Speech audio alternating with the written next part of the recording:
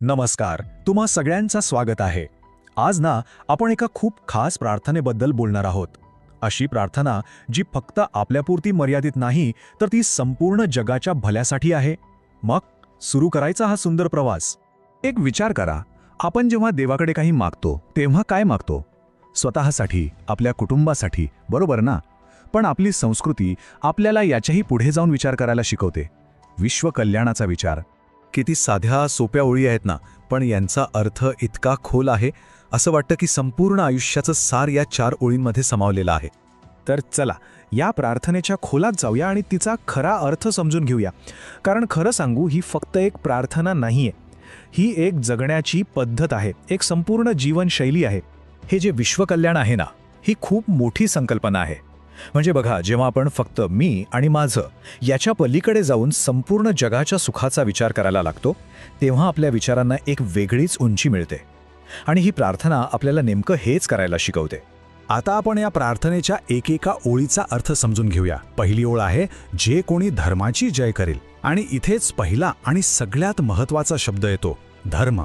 आपण अनेकदा या शब्दाचा अर्थ खूप मर्यादित करतो, नाही का? चला बघूया याचा खरा अर्थ काय आहे. बघा, धर्म म्हटलं की आपल्या डोळ्यासमोर काय येतं? मंदिर, मशीद, चर्च किंवा मग कपाळावरचा टिळा, डोक्यावरची टोपी, ही सगळी बाह्य चिन्ह झाली. पण धर्म या शब्दाचा खरा अर्थ खूप व्यापक आहे. धर्म म्हणजे ती तत्व, ती मूल्य जी संपूर्ण समाजाला, मानवतेला एकत्र बांधून ठेवतात. म्हणजे काय? तर सत्य, न्याय आणि सगळ्यात महत्त्वाचं माणुसकी. हे समजून घ्यायला एक खूप सोपं उदाहरण आहे.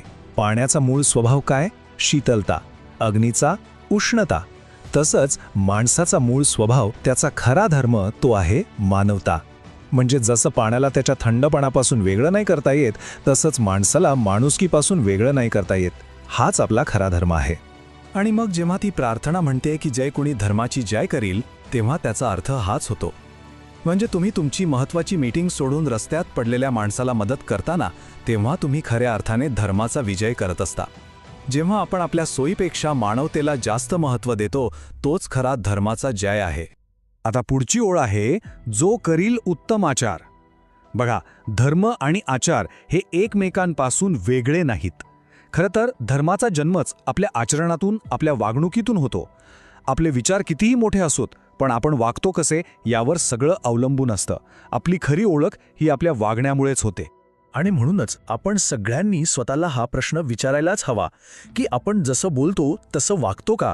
आपल्या वागण्यामुळे समोरच्याला काय वाटतं याचा विचार आपण करतो का? उत्तम आचार म्हणजे काय? तर अशी वागणूक ज्यामुळे कोणाचं मन दुखावलं जाणार नाही, ज्यामुळे एक विश्वास निर्माण होईल. बरं, धर्म आणि आचार समजल्यावर आता आपण प्रार्थनेच्या हृदयात पोहोचलो आहोत. पुढच्या ओळीत असे 3 शब्द आहेत जे संपूर्ण मानवतेचा आधारस्तंभ आहे. ते 3 शब्द आहेत, ज्ञान, प्रेम आणि दया.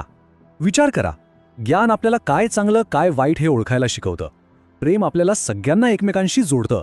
आणि दया आपल्याला फक्त विचार करायला नाही, तर कृती करायला भाग पाडते. दुसऱ्याचं दुःख दूर करण्यासाठी पुढे यायला शिकवते. हे तिन्ही खांब मजबूत असतील तरच आपलं आयुष्य स्थिर उभं राहू शकतं.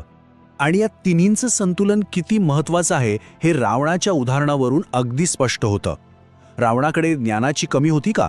अजिबात नाही. तो महापंडित होता. पण त्याच्यात प्रेम आणि दयेची कमतरता होती. आणि म्हणूनच त्याच्या त्या अफाट ज्ञानाचा उपयोग चांगल्या कामासाठी नाही, तर विनाशासाठी झाला.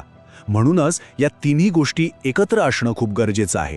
ठीक आहे, मग हे झालं आपल्या आतल्या गोष्टींबद्दल. धर्म, आचार, ज्ञान, प्रेम, दया. पण या सगळ्याचा बाहेरच्या जगाशी काय संबंध? आपल्या आनंदाचा आणि जगाच्या आनंदाचा काय संबंध आहे? चला तेच पाहूया. एक गोष्ट लक्षात घ्या, आपण या जगात एकटे नाही आहोत. आपण सगळे एकमेकांशी जोडलेले आहोत. जर आपला शेजारी दुःखी असेल ना, तर आपण फार काळ सुखी राहू शकत नाही. त्यामुळे जेव्हा आपण प्रार्थनेच्या शेवटी म्हणतो की सर्व जग सुखी होवो, तेव्हा आपण नकळतपणे आपल्या स्वतःच्याच सुखाची पायाभरणी करत असतो.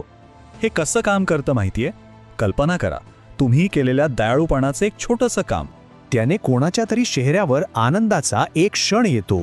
आणि तो आनंदी चेहरा बघून कदाचित आणखी तिसऱ्याच व्यक्तीला काहीतरी चांगलं करण्याची प्रेरणा मिळते. ही एक साखळी आहे, आनंदाची एक लहर. आणि या सुंदर लहरीची सुरुवात आपल्यापैकी कोणीही करू शकतं. पण मग हे सगळं रोजच्या जगण्यात कसं आणायचं? त्यासाठी हा एक सोपा मार्ग आहे, एक मिरर मंत्रा.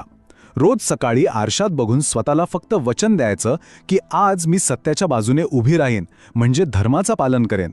आज माझ्या वागण्यामुळे कोणालाही त्रास होणार नाही, म्हणजे माझा आचार उत्तम असेल. आणि आज मी काहीतरी नवीन शिकेन, प्रेम देईन आणि जमेल तशी मदत करेन, म्हणजे ज्ञान, प्रेम आणि दयेचं पालन करेन. करून बघा, रात्री झोपताना जी शांतता मिळेल ना, ती अनमोल असेल.